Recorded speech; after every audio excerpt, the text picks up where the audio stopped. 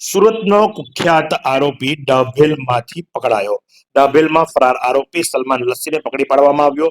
જો કે એને સામે ચપ્પુ વડે હુમલો કરવા જતા પોલીસ દ્વારા પણ એક રાઉન્ડ ફાયર કરવામાં આવ્યો, જે સલમાન લસ્સીના પગમાં લાગ્યો. એ લહુલુહાણ થયો અને આખરે એને દબોચી લેવામાં આવ્યો.